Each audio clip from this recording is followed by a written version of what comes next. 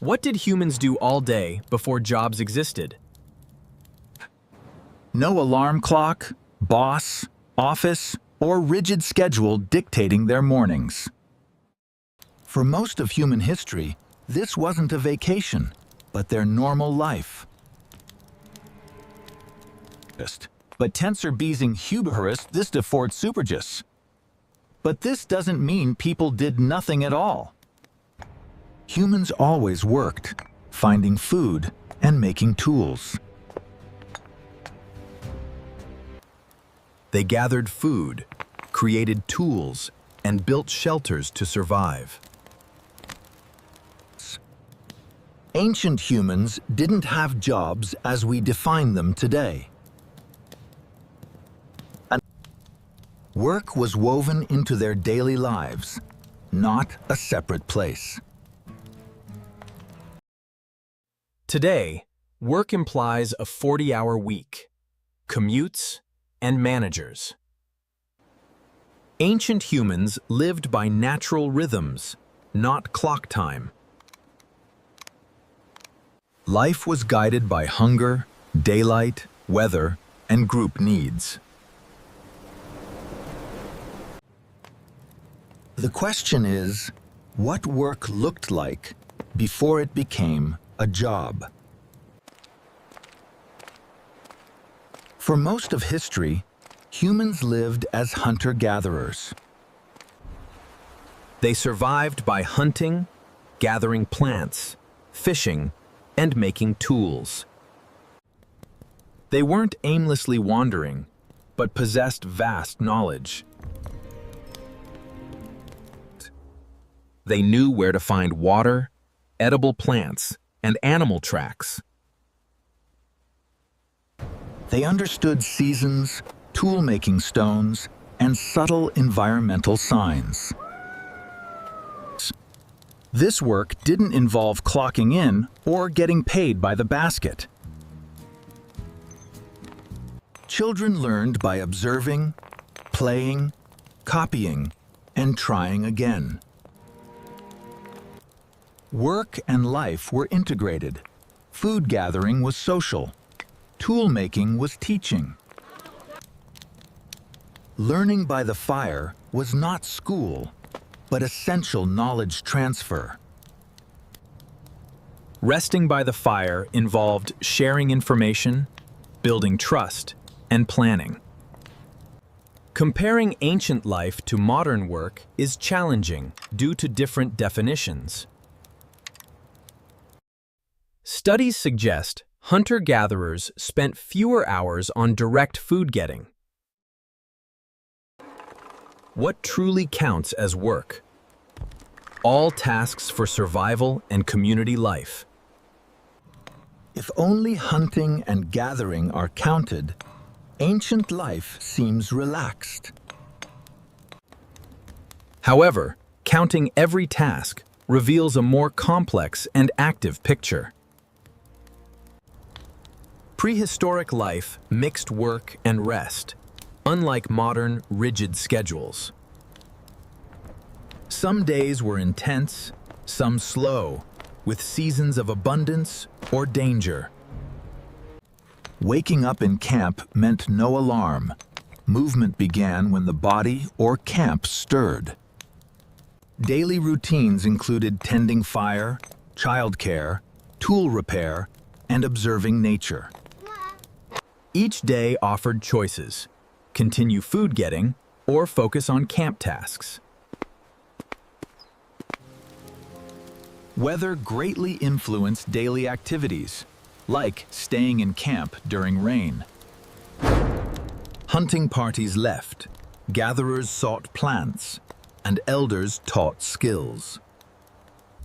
Children learned through play, and adults rested, talked, or told stories. This was not laziness, but a different, natural rhythm of life. Modern jobs impose clock time, while ancient work was task-oriented. Tasks were done when needed. Work ended when the task was finished. Life was not easy. Injuries, bad weather, and failed hunts were serious risks. There were no modern safety nets like hospitals or grocery stores. Ancient humans weren't miserable. They rested, laughed, and cared for each other. They had rituals, made art, told stories, and experienced a full range of emotions. Around 12,000 years ago, a major shift occurred. Reliance on farming. Farming wasn't a single invention, but evolved across different regions. It was a gradual process, from foraging to gardening, herding, and settled villages. Agriculture changed human existence from natural rhythms to seasonal calendars. Farming demanded clearing land, planting, protecting, and harvesting crops. Seasons became deadlines, and life was tied to land, storage, and repeated labor. Agriculture's power led to larger villages, then towns, and eventually cities. It allowed specialization. Potters, metalworkers, scribes, builders, soldiers, merchants. Stored grain could be counted, taxed, and land could be controlled. Agriculture led to control, organized labor, and armies supported by surplus food. Work slowly separated from daily life, organized by kinship in small groups. In farming societies, work became tied to land, debt, tribute, and power. Work was for rulers, temples, landlords, and paying debts, not just group needs. Agriculture helped create civilization, cities, writing, architecture, and trade networks. More food meant more people, organized labor, leading to complex cities. Specialized roles like potters, blacksmiths, and soldiers emerged. Work was often inherited, tied to family, village, and social status. A peasant's role was often predetermined, not a chosen career path. Their identity was shaped by their environment and inherited responsibilities. Then came wage labor. People sold their time and effort for money. This became central with modern capitalism and industrialization. Industrialization changed work again, demanding precise arrival times and schedules. Time became measured, disciplined, and punished. Workers were tied to the clock. The modern job emerged: a separate workplace, boss, schedule, and wages.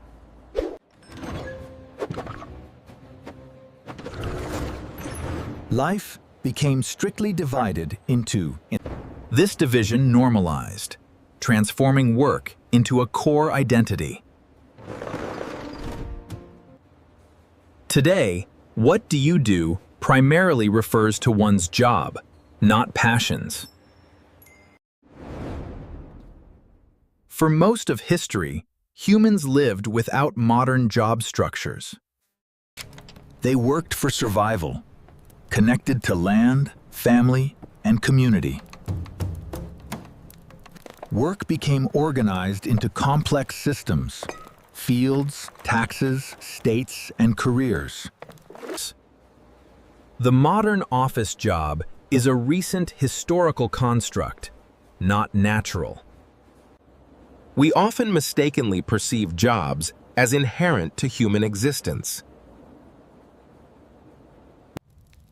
For most of our story, life focused on survival, community, and progress.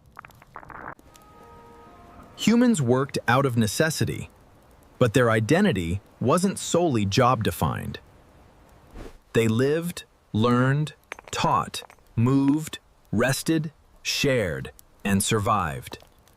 Ancient life was a different, complex way of being human, not just worse.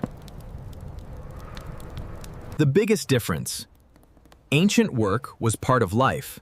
Modern life is organized around work. Work has always been part of being human. We didn't invent it. But we did invent something much stranger: the job. The job turns time into money, identity into occupation, survival into a schedule. What did you do today? Transformed into, what do you do for a living?